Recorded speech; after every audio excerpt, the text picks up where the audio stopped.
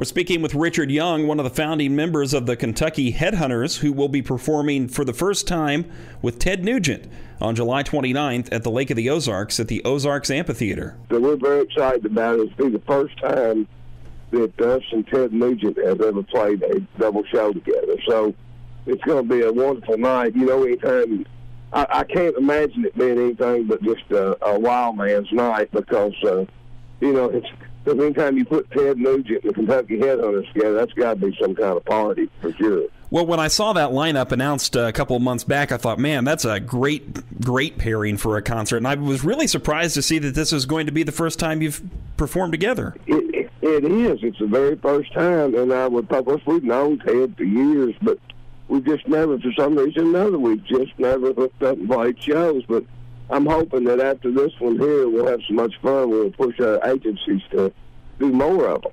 Richard, you're not a new band. You guys have been around for a while. Is there anybody else you haven't performed with yet? And we played with everybody from Bob Dylan to David Bowie to Hank Williams Jr., Ringo, Elton John. We played with about everybody on shows. So I can't think if there's anybody that we haven't played with other than Ted, probably, that we'd like to play with. So for those that have never seen the Kentucky Headhunters in concert, people are in for a treat.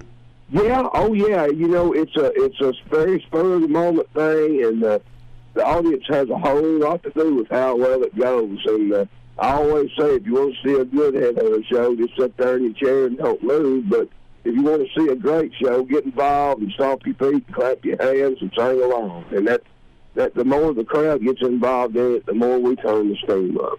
Richard Young with us with the Kentucky Headhunters. Your first album came out in 1989. That's right. For country music fans and historians. That's an impressive year. That's an historic year. It really was, not just for us, but for all the music, because it kind of opened the door there with us coming out with this. You know, it's really the first time, I guess you could say, that a Southern rock band had put an album out in country music that had blues roots. And that's, I mean, you know, a lot of people got, you know, good Lord, Bill Monroe had blues roots in his music, and obviously people like Roy Orbison and, you know, even Elvis Presley had country and blues in the rock and roll. So when we came out, I think it was just something that people had been sitting around tapping their watch waiting on for a while. And we were very fortunate that we caught on. And, of course, the further the band got, I guess, the more we got back into our blues and rock roots. You know, with country music and us kind of have never parted, but we just don't make albums that are necessarily be suitable for just country. They work for blues, rock, jazz, whatever, you know, rockabilly. We make music on all of our albums songs that all types of music fans love, and there's something on there for everybody. And we're very excited about our new album that's called On Safari, and it just came out in November. It's doing quite well, and so we're going to be playing a bunch of that with Ted Nugent, so that fits the title, On Safari, for that concert for sure. And, of course, in all the old standards everybody likes, like Dennis Walker and Walk Softly. You know, the thing about the Headhunters, Kurt, is, you know, there's been album cuts on their albums that the crowd latched onto as much as singles for radio, like My Day Was a Milkman or Spirit in the Sky from the Electric Barnyard album. Those songs seem to have just touched a wide array of people from different genres. And so that's why I think that's one of the things that's kept us alive.